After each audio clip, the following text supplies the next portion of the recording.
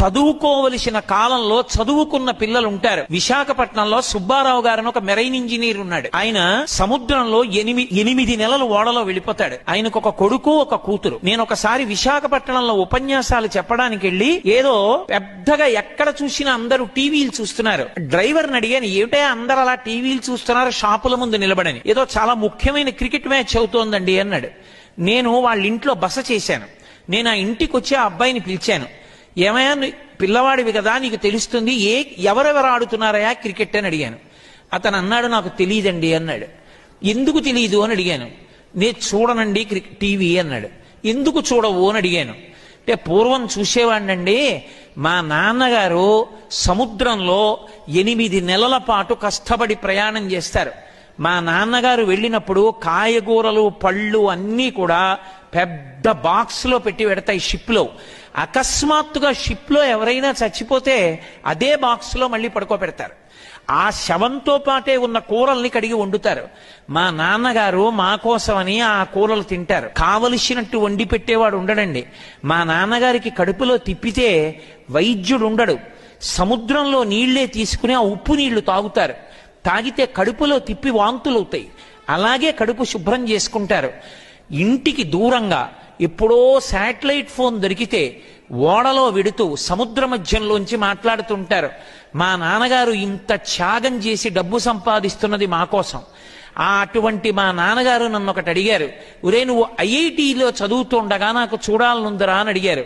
అంత కష్టపడిన మా నాన్నగారు సంతోషించేటట్టు నేను ఐఐటిలో సీట్ రావాలని, ఆ సీట్ వచ్చే వరకు టీవీ చూడనని శపథం చేశానండి, అందుకు టీవీ చూడనన్నాడు. నేను 2 సంవత్సరాలు ఇంటర్మీడియట్ అయిపోయిన తర్వాత కనుక్కున్నా నా అబ్బాయికి ఏమైంది అని. వాడికి ఐఐటిలో సీట్ రాలేదు. ఆర్ఈసి ట్రిచీలో సీట్ వచ్చింది. ఆర్ఈసి ట్రిచీ అంటే సామాన్యమైంది కాదు. ఆ కుర్రవాడు నా దగ్గరికి వచ్చి నమస్కారం పెట్టాడు.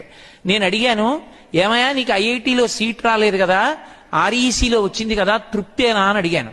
వాడు ఏం మాట్లాడలేదు, అలాగే నించున్నాడు. మళ్ళీ అడిగాను, నీకు తృప్తేనా అని. వాడి కళ్ళంబట నీటి బొట్లు పడ్డాయి.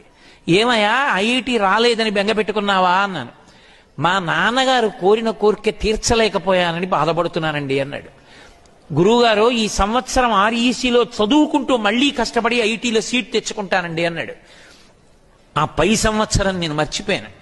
అతను అకస్మాత్తుగా వాళ్ళ అమ్మగారితో నాన్నగారితో కలిసి వచ్చాడు. కలిసి వచ్చి నాకు నమస్కారం పెట్టాడు. నమస్కారం పెడితే ఏమైంది అని అడిగాను. నాకు ఐఐటిలో సీట్ వచ్చింది గురువుగారు, ఐఐటి అహ్మదాబాద్లో నేను ఇప్పుడు చదువుకోవడానికి వెళ్ళిపోతున్నానండి అన్నాడు. ఇవాళ ఆ అబ్బాయిని విదేశాలు స్టడీ టీంలోకి పిలిచాయి. విదేశాల్లో అతను స్టడీ టీమ్స్ లో వెడుతున్నాడు.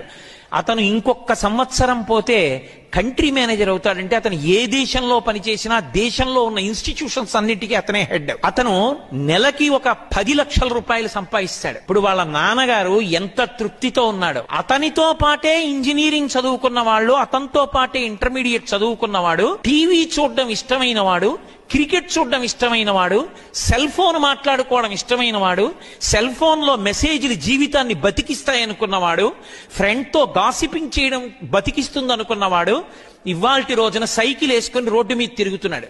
ఎక్కడో ఒక చీప్ ఇంజనీరింగ్ కాలేజీలో చదువుకుంటూ.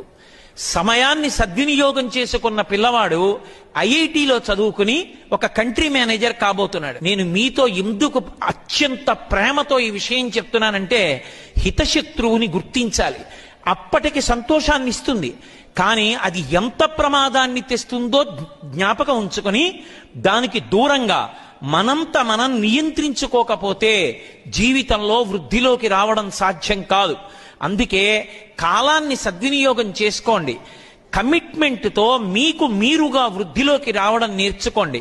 మీ చదువుతో పాటుగా సంస్కారము అన్న మాటకి పెద్దపీట వేసి ప్రాధాన్యత ఇవ్వండి.